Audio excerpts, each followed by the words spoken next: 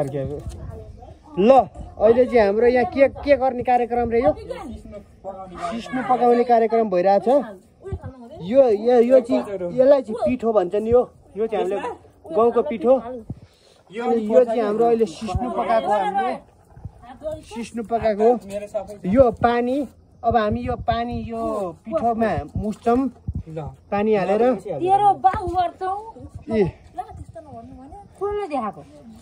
आयो यो हाम्रो कहिलेकाहीँ तेह्र बाउ भन्ने शब्द निक्लिरहेको छ घरमा केही छैन यो नयाँ कुरो होइन म काठमाडौँ आएर सिस्नु पकाउन लागेको काठमाडौँबाट आएर ल उहाँ काठमाडौँमा बेकरीमा त्यो केक बनाउँदा सिस्नु यहाँ पकाउन सिक्ने अहिले हाम्रो भतिजको दाउ छ ल अब सर अब त्यसलाई हाल्देऊ भतिज डल्ला नपरोस् ल अब यसलाई सट्टा हामीले त्यसमा नुन सुन हालिसक्यो हो अब यहाँनेरि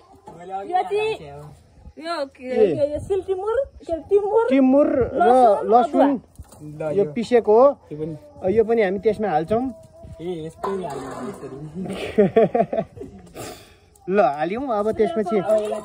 राम्रोसँग चलाउँछौँ हामी त्यसलाई राम्रोसँग सिस्नु पकाएर खाने तरिका यो हो सिक्नु होला सबैले अनि यो क्यामेराम्यान को हो भनेर भन्नु होला यतापट्टि पनि मैले फर्काएर देखाइदिएको छु लु हेर्नुहोस् है अब ठिकै छ अब यस्तो हुँदैछ हाम्रो अब यो बिस्तारो मजाले पाक्न दिनुपर्छ त्यसपछि यो लेदो हुन्छ ल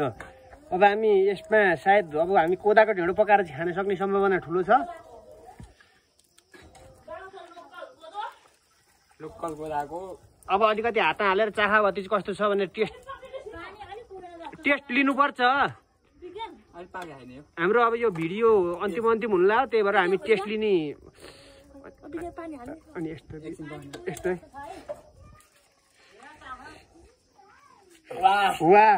वाह ल दामी छ ल